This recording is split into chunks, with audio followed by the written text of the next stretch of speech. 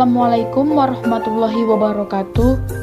Video ini dibuat untuk memenuhi tugas mata kuliah BK Karir yang dibimbing oleh Bapak Dr. Afdol MPD Kons.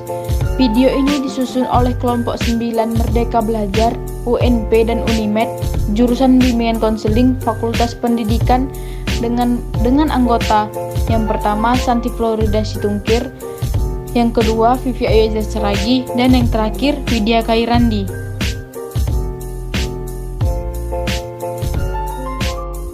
Video kali ini kami akan membahas tentang teori lifespan super. Teori konsep diri karir atau career self concept theory dikemukakan oleh Donald Super yang menyatakan bahwa konsep diri individu memainkan peran utama dalam pemilihan karir seseorang. Hubungan antara konsep diri dengan perkembangan karir merupakan salah satu kontribusi utama teori Super. Super percaya bahwa masa remaja merupakan saat seseorang membangun konsep diri tentang karir.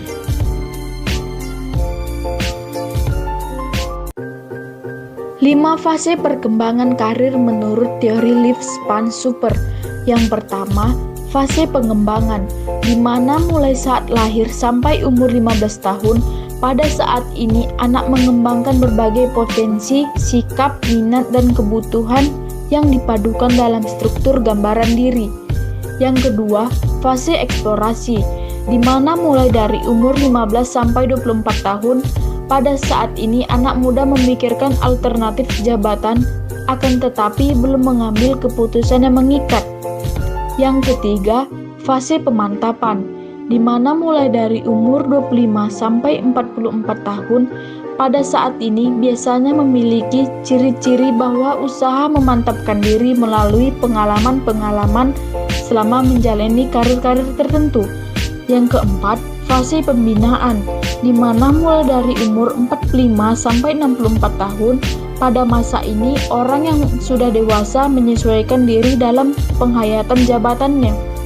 Yang terakhir, fase kemunduran, di mana mulai dari 65 tahun, yaitu apabila seseorang memasuki masa pensiun dan harus memukakan pola hidup baru setelah melepaskan jabatannya.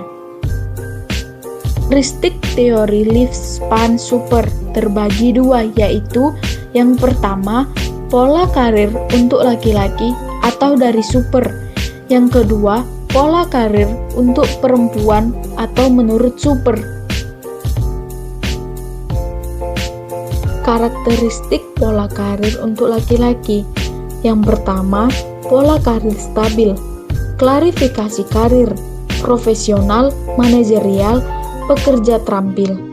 Karakteristiknya masuk ke dalam karir secara dini dengan sedikit atau tanpa masa percobaan. Yang kedua, pola karir konvensional, klarifikasi karir, manajerial, pekerja terampil, pekerja administrasi. Karakteristiknya, masa kerja, percobaan diikuti dengan masuk ke dalam pola yang stabil. Yang ketiga, pola karir tak stabil, klarifikasi karir, pekerja semi terampil, pekerja administrasi, dan pekerja domestik. Karakteristiknya, beberapa pekerjaan dengan masa percobaan yang dapat mengarah pada pekerjaan yang stabil temporer, diikuti dengan pekerjaan dengan masa percobaan lainnya. Yang keempat, pola karir jamak, klarifikasi karir, pekerjaan domestik, dan pekerjaan semi terampil. Karakteristiknya, karir tidak tetap yang ditandai dengan pekerjaan yang selalu berubah-ubah. Karakteristik pola karir untuk perempuan. Yang pertama, pola karir ibu rumah tangga yang stabil, menikah sebelum mendapatkan pekerjaan yang signifikan. Yang kedua, pola karir konvensional, memasuki dunia kerja setelah pelatihan di SMA atau perguruan tinggi sekedar untuk mengisi waktu luang sebelum menikah. Yang ketiga, pola karir kerja stabil, memasuki dunia kerja sudah mengikuti pelatihan dan memandang pekerjaannya sebagai karir seumur hidup. Yang keempat, pola karir double track, memasuki karir sesudah pelatihan, lalu menikah dan memulai kedua dalam bidang kerumah tanggaan. Yang kelima, pola karir terinterupsi. Memasuki dunia kerja lalu menikah dan melepaskan karir untuk menjadi ibu rumah tangga penuh waktu dan memungkinkan kembali ke dalam karir tergantung pada situasi di rumah. Yang keenam, pola karir tak stabil. Khas terjadi pada masyarakat sosioekonomi lemah di mana polanya adalah bekerja, PHK, menjadi ibu rumah tangga, dan kemudian siklus ini berulang lagi. Yang terakhir, pola karir multilateral. Tidak pernah mapan dalam satu karir, selalu berubah-ubah pekerjaan. 6 dimensi yang relevan dan tepat untuk remaja. Yang pertama, orientation to vocational choice. Yang kedua, information and planning. Yang ketiga, consistency of vocational preference. Yang keempat, crystallization of trends. Yang kelima, vocational independence. Yang keenam, wisdom of vocational preference. Faktor pembentukan karir menurut Super. Internal, faktor yang terdapat pada individu itu sendiri berkaitan dengan bakat, minat, kemampuan, sikap, kemampuan intelektual, dan berbagai potensi diri lainnya. Eksternal, faktor yang berada di luar diri individu, di antaranya taraf kehidupan sosial ekonomi keluarga, tuntutan lingkungan setempat, budaya yang berkembang, kesempatan atau peluang kerja yang tersedia. Kelebihan teori lifespan super. Yang pertama, kematangan karir tidak hanya terkait dengan tugas-tugas perkembangan yang terselesaikan secara individual, tetapi juga dengan perilaku yang dimanifestasikan dalam caranya melaksanakan tugas-tugas perkembangan pada teori tertentu. Yang kedua, kesiapan individu untuk memasuki aktivitas yang terkait dengan karir tertentu memiliki nilai yang sangat berharga dalam proses konseling karir. Yang ketiga, dimensi kematangan karir tersebut mendukung konsep bahwa pendidikan dan konseling dapat menjadi stimulus untuk perkembangan karir. Yang keempat, pandangan Super memiliki beberapa implikasi bagi pendidikan, karir, dan konseling karir tentang gambaran diri dan kematangan vokasional yang menjadi pegangan bagi seorang pendidik bila merancang program pendidikan karir dan bimbingan karir.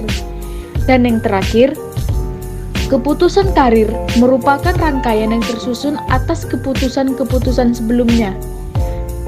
Berdasarkan kecocokan pilihan karir yang berpengaruh pada usaha mewujudkan konsep diri, self-concept. Kelemahan teori lifespan Super. Yang pertama, waktu yang tidak konvensional tidak secara otomatis memuat tugas pengembangan karir pun lebih sulit. Yang kedua, seseorang yang tidak mempunyai konsep diri yang positif akan sulit untuk mewujudkan dirinya pada suatu bidang pekerjaan. Aplikasi teori lifespan Super di dalam BK. Konsep kematangan karir yang dikembangkan oleh Super itu mempunyai implikasi yang besar bagi program pendidikan karir dan konseling karir. Fase-fase perkembangan kematangan karir merupakan titik di mana kita dapat mengidentifikasikan dan mengakses sikap dan kompetensi yang terkait dengan pertumbuhan karir yang efektif. Lebih jauh, gambaran tentang sikap dan kompetensi yang diharapkan dicapai dalam setiap tahap itu memungkinkan kita menentukan tujuan instruksional dan konseling yang dirancang untuk membantu perkembangan kematangan karir. Dilaksanakan bimbingan karir di sekolah adalah membantu siswa untuk mengidentifikasikan perasaan suka, tidak suka, mengetahui minat, dapat menggambarkan peran diri dalam setiap posisi kehidupan, berpikir positif tentang diri, serta mengembangkan cita-cita yang ingin dicapai pada masa yang akan datang. Kesimpulan, teori konsep diri karir atau karir self-concept theory dikemukakan oleh Donald Super yang menyatakan bahwa konsep diri individu memainkan peran utama dalam pemilihan karir seseorang. Super mengklarifikasikan pandangannya tentang teori konsep diri bahwa pada esensi konsep diri merupakan kecocokan antara pandangan individu terhadap atributnya sendiri dengan atribut yang dibutuhkan oleh sebuah pekerjaan. Nah, sekian materi tentang teori lifespan super pada video kali ini. Jika ada kesalahan dalam video kami mohon maaf. Wassalamualaikum warahmatullahi wabarakatuh.